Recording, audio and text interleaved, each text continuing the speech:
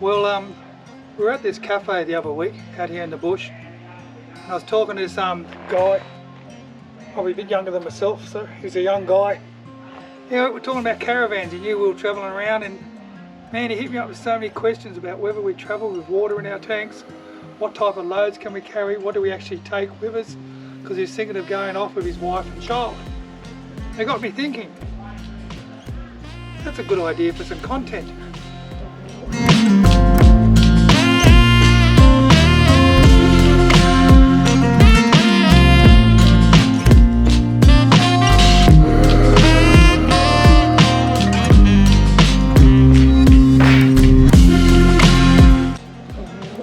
So what I'm going to go through on this video, I'm going to talk about researching, actually going out to buy a caravan, talk about what you need to look for.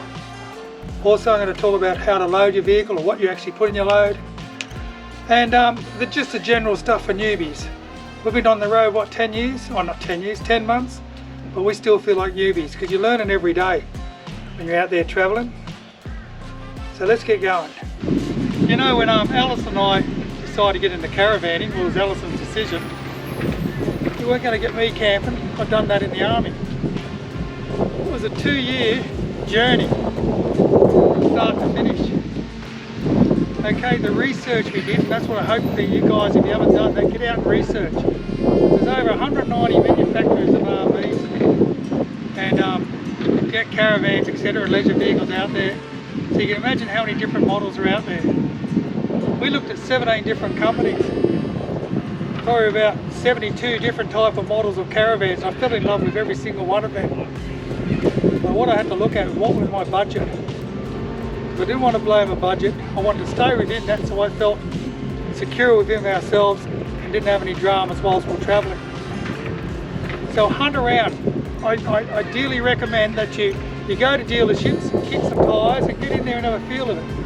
You probably want to buy the first one you see.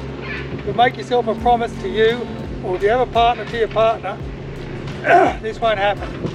Get yourself to a few caravan shows and go around a lot more caravans as well, because there's plenty out there, and we're blessed here in Australia, like I said, approximately 190 different manufacturers presenting to you as many models as you could think of.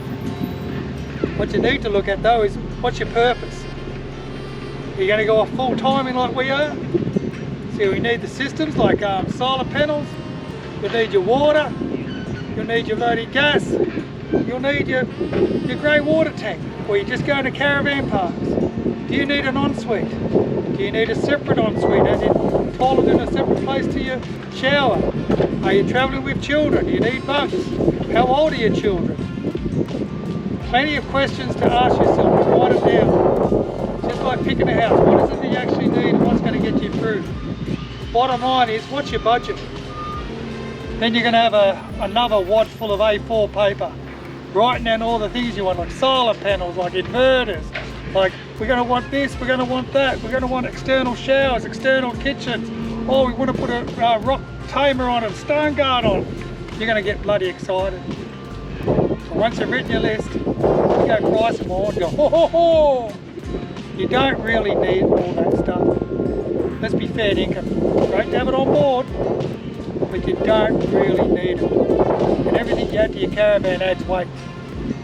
So we've done a few modifications. We took the chemical toilet out, we put a compost toilet in. That suits our needs personally, because when we're off grid, we don't need to change that compost inside for 6 to 7 weeks. You still have the urine side, but that comes in a little handy bucket, and I think Alison moves that every couple of days, but she'll tell you later. We had a 2-inch lift. Yes, it's semi-off-road. It's not full off-road, but let's go back to the old school.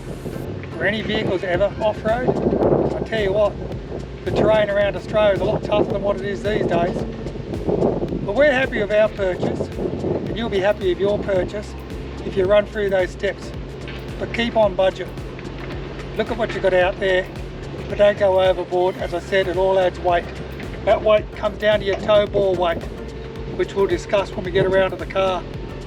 Hey guys, I just wanted to have a quick chat to you about what you put in a caravan in the inside, because you might be thinking, oh, it's my first time, and what do we do? What do we pack? Because we were in that situation. So I just wanted to start with the bedding. We decided for ourselves that we were going to just have 2 quilts that we could switch over and wash, 2 blankets and 2 sets of sheets. And we don't have a top sheet because that was a choice we made, but everyone's different. But the whole idea is traveling light. And then in terms of dishes, we basically took 4 of everything. So 4 plates, bowls, side plates, that sort of thing. So you're still light.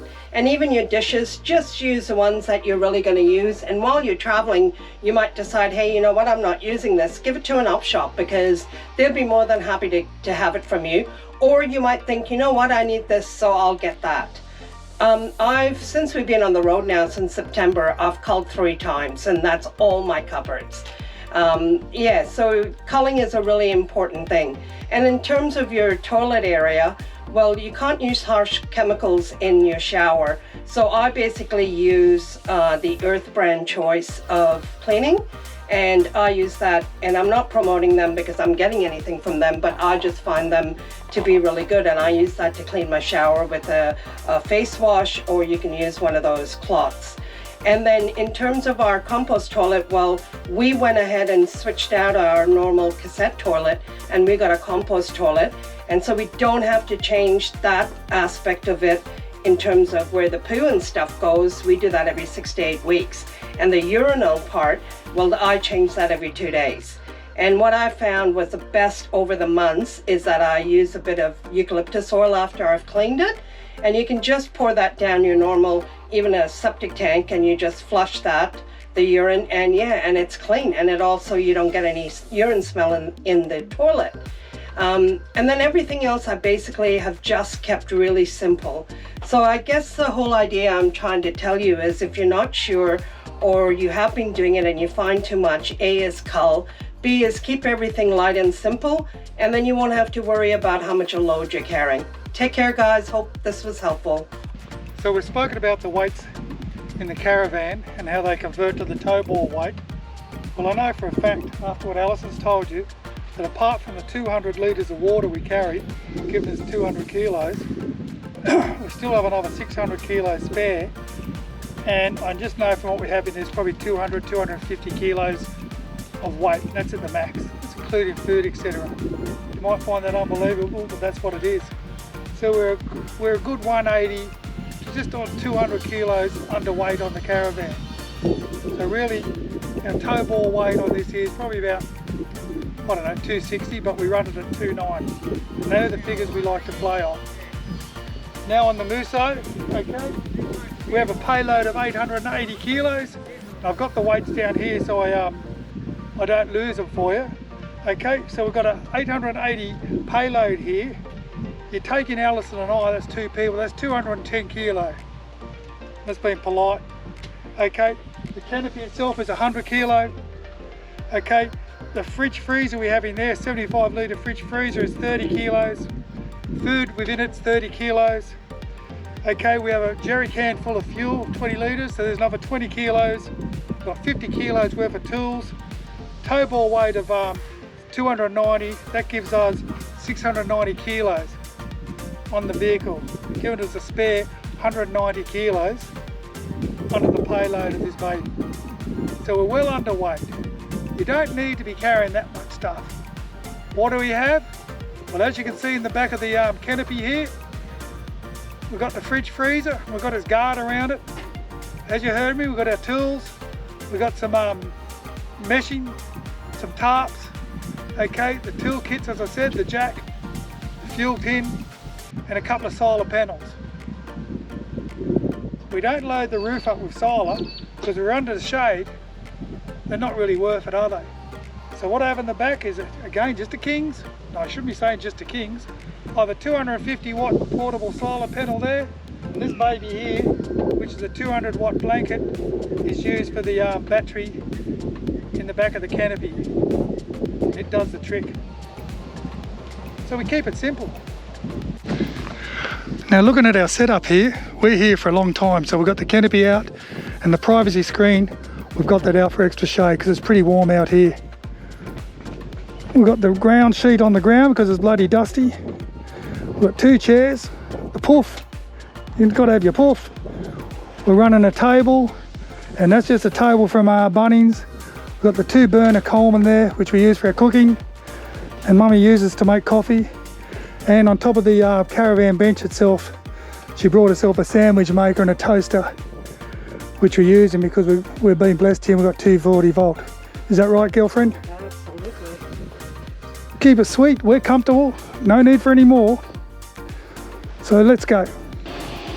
So in conclusion, don't overcomplicate your purchasing of a van, or if you've already got a van, you're heading out there with what you need. You don't need to take a circus with you. You keep it simple. You've heard the KISS principle, keep it simple, stupid. Well, that's me. You're going to find when you're out there, you're going to cull, as Alison said earlier, inside. There's going to be a lot of stuff you don't need. But don't let it worry you. You get out there, have a good time, enjoy the lifestyle, because it's a great lifestyle. And there's 1 in 13, here's another statistic I took off the Caravan industry site, 1 in 13 Australians are caravan. And the stats are growing and growing every day. We see it, especially when we're on the road. Great life. Yep. So whether you're caravan in a caravan park, doing showground camping, free camping, or caretaking, or whatever you do it with just and have fun. Thanks for following Chappie's Travels.